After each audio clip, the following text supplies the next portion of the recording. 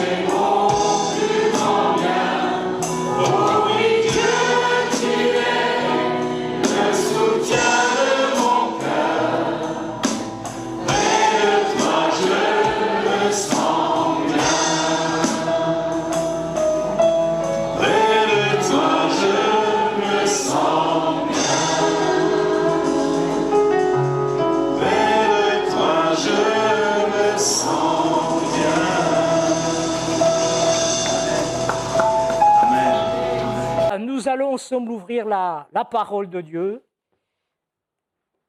On va lire 3 versets ce matin. Dans Luc, on va lire au chapitre 23.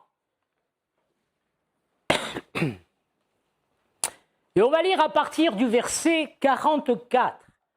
J'en profite pour dire que Pasteur Laurie se trouve à Lévins, c'est le premier dimanche du mois, donc il y a culte à Lévins. Et merci Seigneur, nous sommes encouragés à Lévins. Il y a plus d'une 30aine de personnes qui fréquentent les réunions, des gens qui habitent la région, quelques frères et sœurs de l'Église parce qu'ils habitent à Lévins ou Tourette-Lévins, puis des personnes qui reviennent, des personnes nouvelles. J'ai été mercredi en semaine, il y avait 24-25 personnes à la réunion en semaine.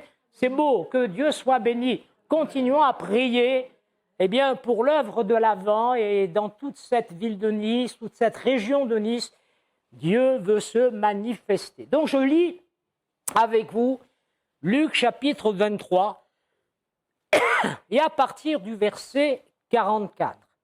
Il est dit ceci, c'était déjà presque midi. Et il y eut des ténèbres sur tout le pays jusqu'à 3 heures de l'après-midi. Le soleil s'obscurcit et le voile du temple se déchira par le milieu. Jésus s'écria d'une voix forte. Écoutez bien, Père, je remets mon esprit entre tes mains. Après avoir dit ces paroles, il expira. La parole est celle-ci sur laquelle nous allons nous arrêter. Jésus s'écria d'une voix forte, Père, je remets mon esprit entre tes mains. Amen. Nous connaissons les 7 paroles de la croix. Nous en avions parlé il y a quelques mois. Nous avions vu ensemble tout accompli, prononcé par Jésus. C'est fini, c'est achevé, c'est terminé pour toujours. Nous avions vu également dans cette merveilleuse interaction et touchante interaction de Jésus avec le brigand repentant, cette parole de Jésus, aujourd'hui tu seras avec moi dans le paradis ce matin. Eh bien c'est Père, je remets mon esprit entre tes mains. Cette parole, que nous rassemblons à partir des 4 évangiles. Il ne s'agit pas, vous le savez parce que vous lisez la Bible, un récit linéaire, mais on distingue en lisant les 4 évangiles, cette parole, distingue que Jésus a prononcé sur la croix. Les paroles sont importantes, mais rapidement, elles présentent 2 particularités. Première particularité, c'est qu'il a fallu, écoutez bien, et vous allez le comprendre, il a fallu un effort considérable à Jésus pour prononcer ces 7 paroles. Il avait déjà beaucoup souffert, il avait été roué de coups, nous le savons, c'est le cheminement, c'est tout ce parcours qu'il a connu, qu'il a traversé jusqu'au moment où il fut crucifié, donc roué de coups, il a été torturé, battu, flagellé, et là, suspendu entre ciel et terre, il nous est dit qu'alors qu'il portait le poids de son corps, malgré les clous, malgré cet empêchement de véritablement bouger, il nous est dit qu'il a fait un effort considérable en s'appuyant sur ces clous pour essayer de reprendre son souffle. Je vous avais expliqué cela et les pasteurs vous ont déjà parlé de cela, c'est que cloué, sur la croix, le but c'était une mort longue, une mort terrible, une mort atroce. Et lorsque le condamné, Jésus en particulier, voulait dire quelque chose, prononcer une parole, c'est une particularité importante à souligner, une grande souffrance, parce qu'il fallait qu'il fasse un effort pour essayer de trouver un peu d'air et de prononcer ce qu'il avait à dire. Donc, ces 7 paroles, elles sont brèves par nécessité physique. Ça, on le comprend. La deuxième particularité, c'est qu'il était important pour Jésus de prononcer ces paroles. Il est important pour nous de les connaître, car dans sa souveraineté, oui, Jésus, savait que c'était le lieu idéal, oui, pour s'exprimer.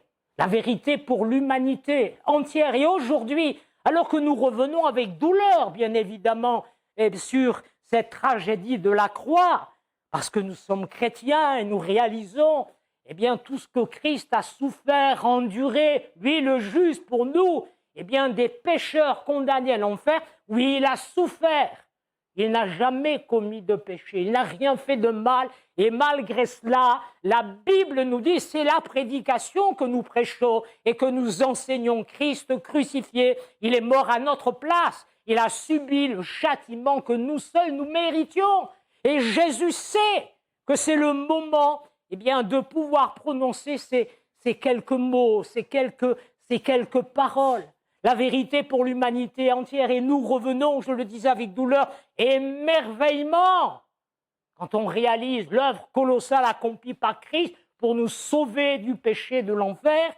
Et c'est la vérité également, eh bien, qui interroge des multitudes de gens autour de nous. Je ne parle pas des adversaires, vous savez, ils ne savent même pas pourquoi, ils sont contre, ils veulent eh bien, faire tomber toutes les croix, ils n'y arriveront jamais, mais ça c'est une folie, mais bon, on les voit au pied de la croix, et c'est les mêmes personnes, c'est le même esprit. Mais il y a des gens qui s'interrogent. Vous n'avez jamais rencontré des gens qui ne connaissent pas Christ comme sauveur, mais qui sont éblouis, émerveillés eh bien, par la croix. Il y a eu des artistes, il y a eu des peintres, il y a eu des musiciens qui se sont laissés inspirer par l'œuvre de la croix, même s'ils n'étaient pas des engagés de la croix, des croyants de l'œuvre de Jésus, ils s'interrogeaient. Il y a des gens, moi j'en rencontre, nous en rencontrons, eh bien, qui s'interrogent eh bien, sur le prix qu'il a payé par amour. Et la croix demeure, bien évidemment, un symbole universel d'amour sacrificiel qui captive aujourd'hui encore l'imagination de tous ceux qui la contemplent. Ainsi, du haut de la croix, Jésus a choisi 7 paroles à transmettre. Et la question ce matin, écoutez bien, la question ce matin, peux-tu faire confiance à Dieu au jour le plus difficile de ta vie? Quand je relis ce texte, et puis ça me rejoint dans mon quotidien, dans ce que je vis, peux-tu faire confiance à Dieu au jour le plus difficile de ta vie, quand tout s'effondre, quand tout espoir terrestre eh bien, semble avoir disparu, quand je suis acculé, quand je suis dos nu, je ne sais plus que faire, comment faire, quand ce que vous redoutez le plus s'est déjà produit, pouvons-nous faire confiance à Dieu? Dans les pires moments, votre foi restera-t-elle intacte et inébranlable, eh bien comme une encre sur le roc? Peut-on faire confiance dans le pire jour, dans le pire moment de notre vie? Alors je veux ce matin, nous voulons et Dieu veut que vous sachiez par le moyen de cette parole que nous allons méditer, que nous allons étudier, je veux que vous sachiez que vous pouvez bien lui faire confiance. Et que lorsque vous placez votre confiance, votre foi en Dieu, il vous accompagnera, il sera avec vous dans les pires moments. Je crois que bien des gens pourraient dire, voilà, moi j'ai traversé des moments que je pourrais dire jusqu'ici, ce sont les pires moments. Et je n'ai jamais été abandonné. Mon Père qui est dans le ciel, mon Dieu, a toujours été là. Il m'a accompagné, il m'a aidé à traverser eh bien, ces moments difficiles. En ce moment, j'ai Job qui me revient à l'esprit. Job dans la tempête. Vous imaginez, il devait avoir un bruit, c'était... certains vont dire, oh, c'est poétique. Attendez, il a vécu la tempête, Job, hein? Il a vécu la tempête. Que nous est-il dit du sein de la tempête? Dieu lui adressa la parole. Il était où, Dieu? Dans les pires moments de Job. Il était là. Il était là. Dieu s'adressa à Job du sein de la tempête. Alors, je vous encourage, ça m'encourage aussi. Oui, je peux faire confiance à Dieu dans les pires moments eh bien, de la vie. Alors, c'est la question ce matin. Peux-tu faire confiance à Dieu au jour le plus difficile, quand tout s'effondre, tout est noir, les pires moments? Eh bien, Dieu va m'aider afin que je puisse rester dans la foi et que, inébranlablement, je puisse continuer à placer ma confiance en lui. Et c'est ainsi que c'est de cette manière que je voudrais vous encourager. Et Jésus, après avoir prononcé cette parole, « Père, je remets mon esprit entre tes mains », en tout cas l'évangéliste Luc, eh bien, nous dit que Jésus meurt. Il rendit l'esprit. L'histoire de l'humanité a connu des jours sombres. On ne va pas en parler ce matin, et elle en connaît encore, mais elle en a connu. Et celui-ci, le jour où Jésus meurt sur la croix, est le plus sombre de l'humanité.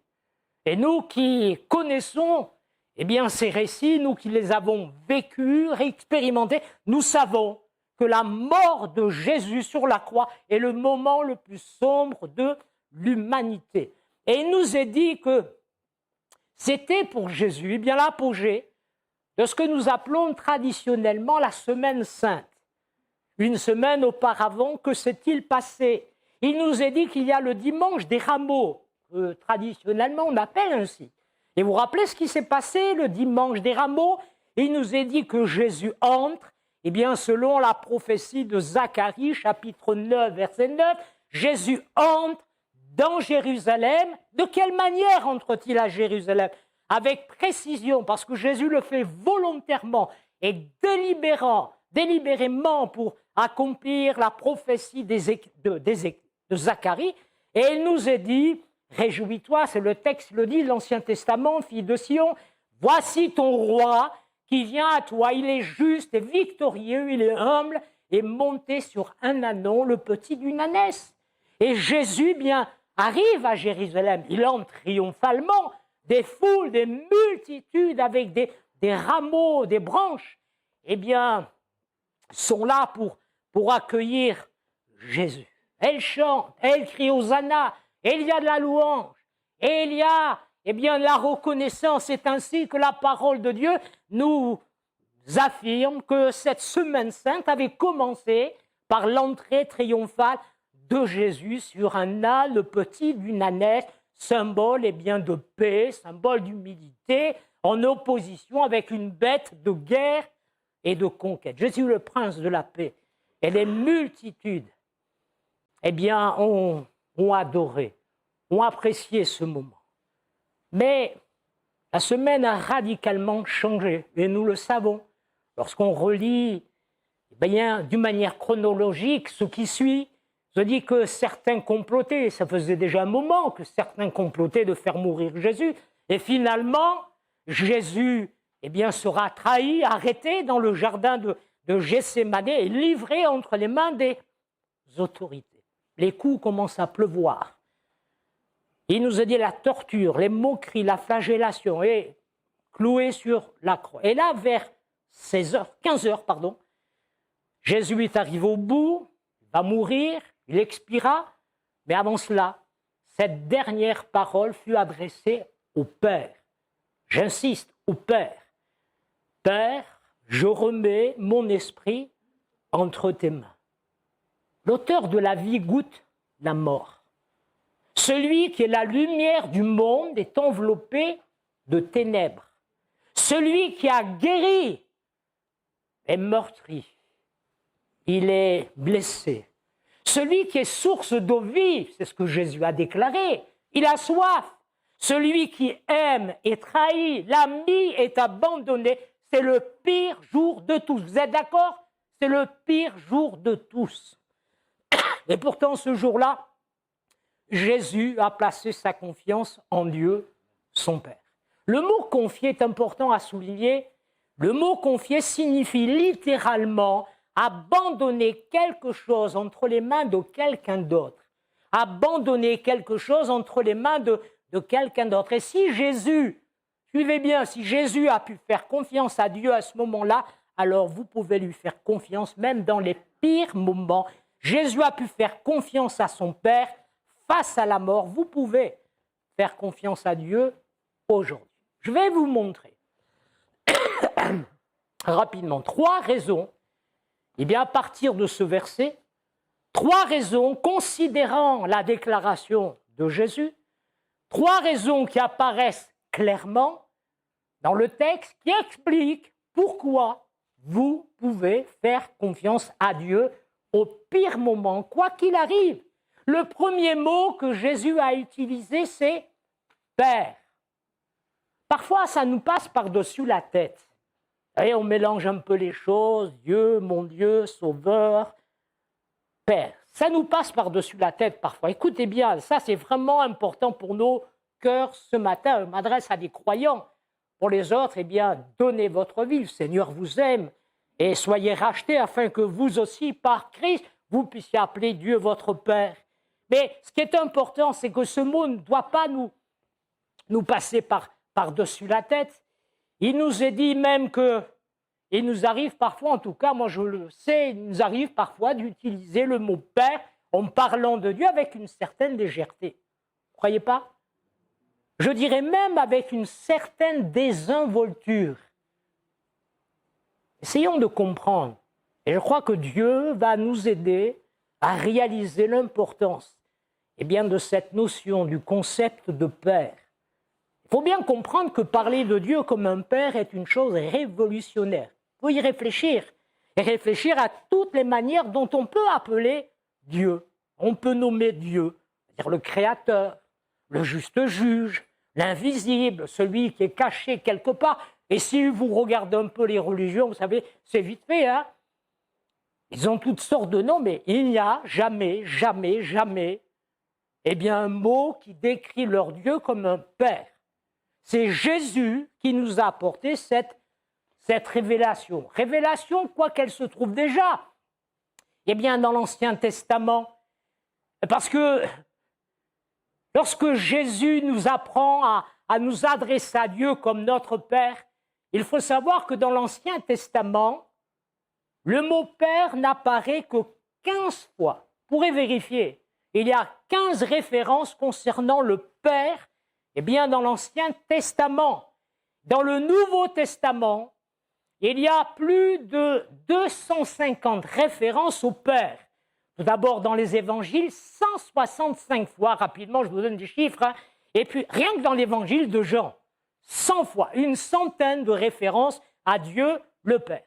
Il y a dans l'Ancien Testament, vous le savez, 39 livres, écrits sur une période de 1500 ans, et Dieu n'y est désigné comme Père qu'environ 15 fois. Dans le Nouveau Testament, on trouve 27 livres écrits en à peine un siècle, et pourtant Dieu est désigné comme Père plus de 250 fois. Quelque chose a changé. Qu'est-ce qui a changé? C'est la venue de Jésus. Qu'est-ce qui a changé pour qu'il soit autant parlé du Père? Qu'est-ce qu'il y a changé? C'est Jésus.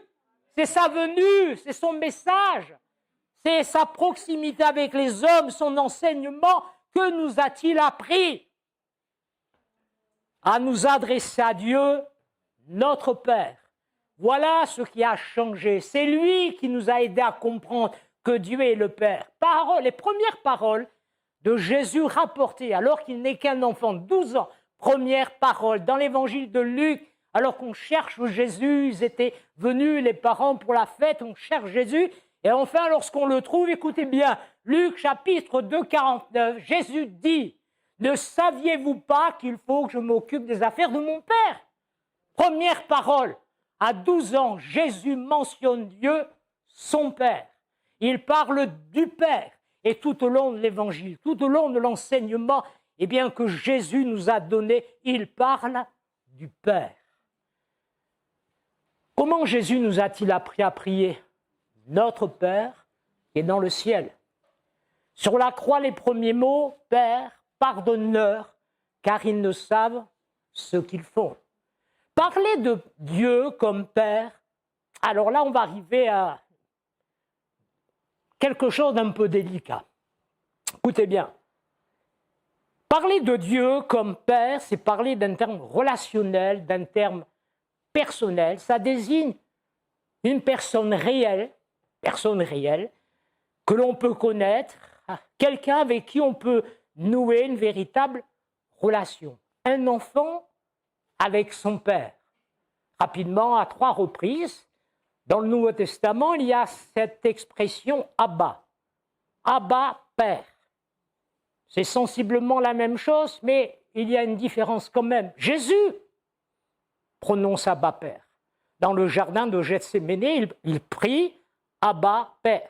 Paul en parle, parce qu'il dit nous avons été adoptés, que l'esprit d'adoption, qu'il est en nous, écrit tu es Père, Abba, Père. Mais Abba, en tout cas, on peut essayer de chercher. Mais les Juifs, parce que c'est un mot araméen, et certains érudits disent que le mot Abba vient de la racine ab, abé, et que c'était le balbutiement des enfants. Au début, ils voulaient parler à leur père, ils voulaient appeler à l'aide leur père, ils voulaient faire une demande à leur père, et c'est la relation d'un petit enfant avec son père, Abba.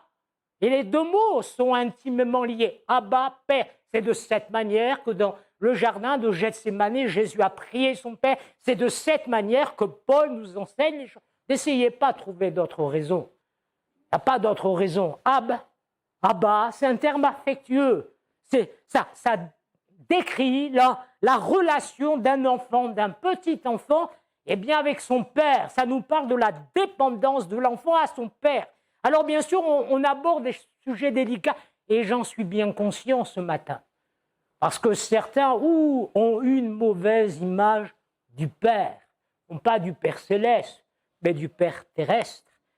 Et certains contestent, et on peut les entendre, et on peut leur répondre très simplement en priant pour eux, leur expliquant les choses, mais certains contestent cette idée de parler à Dieu comme un Père. Il y a des gens, d'abord il y a des gens qui pensent être plus malins que Dieu, et qui nous disent qu'il faudrait utiliser un mot non genré. Alors ça, c'est l'idéologie.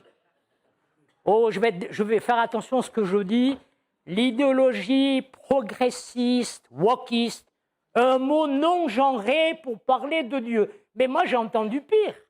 J'ai entendu, ça fait longtemps, hein, c'est pas nouveau. J'ai entendu également que certains, alors avec véhémence, avec colère, disent, mais nous demandons que ce mot Père soit banni de la Bible, et que l'on puisse penser au côté féminin de Dieu. Non, non, non. Jésus m'a dit, Jésus nous a dit, c'est le sauveur du monde, c'est pas n'importe qui, Jésus. Jésus nous a dit, quand vous parlez de Dieu, parlez de votre Père. Quand vous parlez à Dieu, parlez ainsi, c'est ton Père qui est dans le ciel. Et puis, je vais là avec beaucoup de douceur, de délicatesse. Je m'adresse également à quelqu'un ce matin, et vous voyez, c'est bien pour vous, que votre conception d'un Père a été déformée par de la souffrance, par les imperfections d'un Père terrestre. Et bien sûr, aucun Père terrestre n'est parfait, certain, je dois l'avouer. Certains ont lamentablement échoué, causant du chaos, du désordre dans le foyer, dans le couple, dans la maison, blessures profondes dans le cœur des enfants ou de la maman, blessures, un sentiment de désespoir et d'abandon. Mais c'est quelque chose que j'aimerais laisser sur votre cœur, à vous qui avez vécu ce genre de choses. D'abord, que Dieu vous bénisse, qu'il guérisse votre cœur, qu'il guérisse votre âme. Mais la révélation de Dieu est celle-ci. Écoutez bien, c'est que les imperfections d'un Père terrestre, toutes les imperfections d'un Père terrestre, ne doivent jamais, jamais, jamais nous aveugler sur la perfection de notre Père céleste. Les imperfections d'un Père terrestre, et vous en avez souffert, que Dieu vous guérisse et que Dieu vous rétablisse et avec beaucoup d'amour et de compassion. Oh, que la main du Seigneur se pose, parce que ça existe, malheureusement. Mais il y a aussi des bons pères. Il faudrait qu'on en parle aussi un peu. Toujours à taper sur le Père, le Père, le Père. Bref, moi je connais des bons pères. Il y a des bons pères dans l'Église. Il y a de bons pères dans les églises de Nice. Et même en dehors de l'Église. Moi j'en croise au jardin quand j'amène mon petit-fils. Il y a de bons pères. Ils s'occupent des enfants. Ils seraient prêts à donner leur vie pour les enfants. Il faut arrêter avec ce bashing du Père. il y a de la souffrance, il y a eu des choses terribles, horribles. Je le sais, nous le savons. Mais il y a aussi de bons papas. Il y a de bons pères. Vous n'êtes pas d'accord, il y a des mamans extraordinaires, bien évidemment, mais puisqu'on parle du père, et c'est lui qui est attaqué, vous savez, comme le couple, la famille, le père est attaqué aujourd'hui plus que jamais. Mais nous, l'Église, on doit dire, c'est vrai, on le reconnaît, mais il y a des bons pères, il y a de bons papas. Oh, ils sont imparfaits, mais il y a de bons papas. Et c'est ainsi que, eh bien, un père imparfait ne doit jamais, jamais, eh bien, nous aveugler sur les perfections du Père qui est dans le ciel. Le Père qui est dans le ciel, celui qui t'a créé, dit la Bible, qui t'a voulu. Tu n'es pas le fruit d'un accident. Dieu t'a voulu. C'est lui qui veille sur toi, celui qui prend soin de toi, c'est lui qui t'aime. Alors il n'est pas seulement le Père, comme Jésus nous l'indique, tu es Père, et tu es celui en qui, eh bien, je remets mon esprit, mais il nous est dit, c'est la deuxième chose, on va essayer d'aller un peu plus rapidement, il n'est pas seulement le Père, il est le souverain. À qui Jésus a-t-il remis son esprit? À son Père, parce qu'il est le souverain. Nous l'avons chanté, on le dit. Savez-vous que Dieu est souverain de tout, mais absolument tout? Chaque molécule de l'univers, eh bien, est sous la souveraineté de la main puissante de Dieu. Et nous ferions bien de déterminer qui a les plus grandes mains. Parce que nous aussi, on a des mains, et que Dieu soit béni, il nous a donné des mains. Et avec ces mains, on peut faire toutes sortes de choses. On peut faire de bonnes actions, on peut aider, on peut encourager, on peut bâtir, on peut construire, on peut réparer. Il y a des génies aussi qui, avec leurs mains, sont capables de faire des tableaux, waouh, des tableaux de génie, avec les mains que Dieu leur a données, sont capables de composer de magnifiques musiques. Des musiciens célèbres aujourd'hui, des pianistes, et des violoncellistes, et d'autres encore, sont des génies, il faut le reconnaître, et c'est la vérité, c'est un don de Dieu, ce sont des capacités que Dieu leur a données, et avec leurs mains, ils sont capables de faire des choses extraordinaires.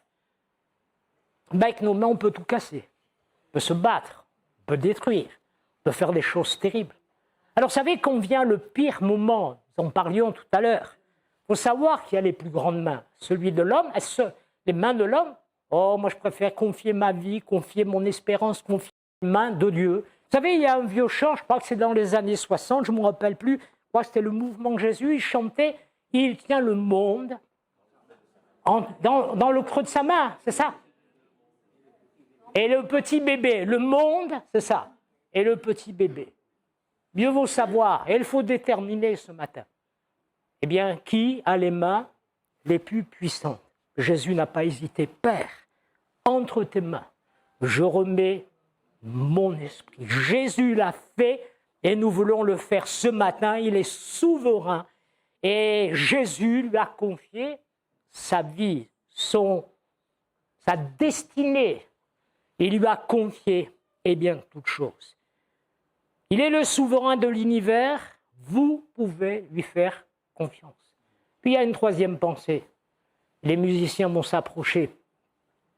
Vous pouvez lui faire confiance dans le pire moment parce qu'il est votre Père. C'est l'élément le plus important. Il est un bon et tendre Père céleste. Vous pouvez lui faire confiance dans le pire moment parce qu'il est souverain, il est roi. Il a les mains les plus puissantes. Il a tout créé et tout est entre ses mains. Mais vous pouvez lui faire confiance parce qu'il est sauveur. Je m'explique. Vous allez dire, mais c'est Jésus le Sauveur qui meurt à la croix. Là, vous parlez du Père, vous parlez de Dieu. Jésus lui confie eh bien, son éternité. En tout cas, il lui confie sa vie parce qu'il ne restera pas dans le tombeau. La Bible dit que Jésus a été sauvé de la mort par le Père. Ça veut dire quoi? Ça veut dire que Dieu l'a ressuscité des morts. Voilà dans quel sens je parle de sauveur. Jésus savait que son Père le sauverait de la mort, il le ressusciterait.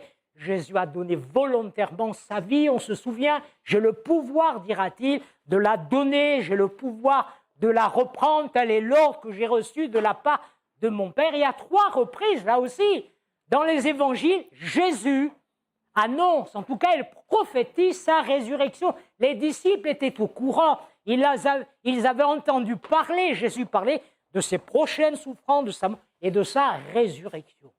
Celui qui l'a sauvé de la mort, celui qui l'a ressuscité, bien sûr, c'est Dieu le Père. Et nous aussi, nous ressusciterons un jour. Le savez-vous, ça? Mais n'attendez pas d'être en soins intensifs pour dire que je remets... D'abord, vous n'aurez peut-être même pas le temps. J'ai tellement vu de gens qui n'ont pas eu le temps. Ils étaient hospitalisés, mais c'était déjà fini. Et d'autres, ils n'ont même pas eu le temps de rentrer. Et des gens, ils marchent dans la rue. Ça arrive à Nice, hein. Ils marchent dans la rue, boum, infarctus ou autre chose. Ils n'ont pas le temps, ils n'auront jamais le temps. Nous, on se dit, oh, je verrai, parce que ce texte, moi, il me dit au dernier moment, vous ne savez pas si vous aurez la possibilité au dernier moment de pouvoir vous confier en Christ. C'est pour ça, c'est maintenant. C'est ce matin. Ce matin, faites-lui confiance. Il est sauveur, il est souverain, il est Père. Et c'est ce matin. N'attendez pas le pire, parce que pour vous, vous dites le pire, c'est quand je ne pourrai plus respirer et qu'on me mettra des médicaments et je serai un peu perturbé. Non, maintenant, c'est ce matin. Le langage de Dieu a toujours été aujourd'hui, si vous entendez sa voix, n'endurcissez pas votre cœur. Donne-lui ton cœur, fais-lui confiance. Fais-lui confiance. Fais-lui confiance ce matin. Il y a des années de cela, on va entendre juste la musique de « Tu es mon Père ». En Arménie, c'était en août 1989. J'ai vérifié l'information, j'avais noté, mais je ne m'en souvenais pas vraiment. Il y a eu un séisme de magnitude 8,2. Pas un petit truc, hein. C'est pas ce qu'il y a eu il y a quelques jours. Moi, je n'ai même pas senti. Vous avez senti que la terre a tremblé? Non. Bon. Magnitude 8,2. A frappé l'Arménie. Et le récit, parce que ça a été enregistré, les journaux, enfin, il y a de nombreux témoins, plus de 30 000 personnes ont été tuées en moins de 4 minutes. Ah, ils n'ont pas eu le temps de dire entre tes mains, Père, je remets mon esprit. En moins de 4 minutes, 30 000 morts. Plus de 30 000 morts. Et au milieu du chaos, il y a l'histoire d'un homme qui émerge. Un homme du nom d'Aram.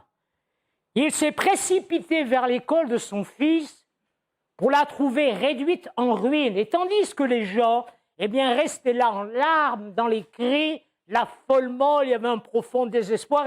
Et toutes ces choses se comprennent bien évidemment. Le père commença à fouiller les décombres à main nue. Il a dit non, on n'approche pas, il peut y avoir une réplique. Non, c'est trop tard, c'est fini. Mais le père, inlassablement a commencé à enlever les briques, enfin les cailloux, tout ce qu'il y avait. Il a fouillé, ses mains saignaient, son corps le faisait souffrir. Il avait fait une promesse à son fils. Il avait fait une promesse à son fils. Quoi qu'il arrive, vous voyez, il n'y a pas que des pères imparfaits. Bon, imparfaits, mais de bons pères. Quoi qu'il arrive, je serai toujours là pour toi. Quoi qu'il arrive, je serai toujours là pour toi. Et la voix de Dieu, c'est ça, le Père. Quoi qu'il arrive, il te dit ce matin, je serai toujours là pour toi. Pendant 38 heures, l'histoire nous raconte que pendant 38 heures, sans se reposer, des témoins ont noté, ont enregistré. Il a déployé cet homme, ce père Aram, des efforts considérables. Et finalement, écoutez bien, après 38 heures, il a entendu une voix faible. Papa. Il a entendu une voix faible. Papa. L'enfant savait que son père allait venir. Il lui avait fait la promesse, quoi qu'il arrive, je serai toujours là. Et le petit garçon était vivant, bien que piégé dans un petit espace avec d'autres enfants. Mais l'amour de ce père, sa détermination, son courage ont non seulement sauvé son fils, mais aussi tous ses camarades de classe. Il a sorti son fils, mais il y avait 14 autres enfants qui étaient piégés, qui ont été sauvés. Oh, c'est l'image, tout simplement, de notre Père. Oh, lui, il a fait cette promesse et il nous l'a fait ce matin. Je serai toujours là. On écoute la musique. Je serai toujours là. Est-ce que vous êtes prêts à le croire? Est-ce que vous êtes prêt à dire, moi, Seigneur, dans les pires moments, j'attends pas peut-être le dernier souffle, mais là, dans mon moment actuellement, eh bien, je décide de mettre ma confiance dans le Père.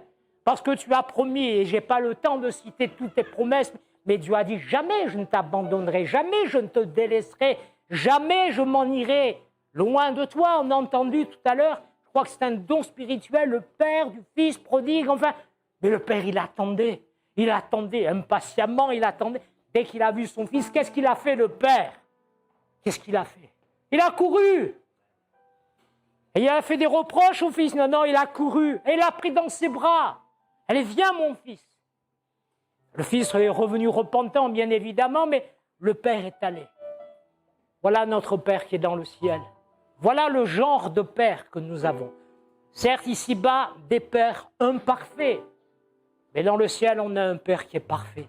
Jésus a parlé, notre Père qui est parfait. Il a même dit, soyez parfaits comme votre Père céleste est parfait. Serait-il possible de prier quelques minutes, quelques instants, et dire, Seigneur, ce matin, je comprends que j'ai un Père. Et pas seulement un Dieu, mais j'ai un Père qui m'aime, un Père qui veut mon bien, et un Père qui vient me retrouver ce matin dans ma situation délicate, périlleuse, dans le pire moment peut-être de ma vie, dans ma maladie, dans mon couple qui est secoué, des problèmes avec les enfants au travail, peu importe, je ne sais pas, mais ce que je sais, c'est que le Père vous aime tendrement, il a une pensée de salut et de bénédiction et de libération pour vous.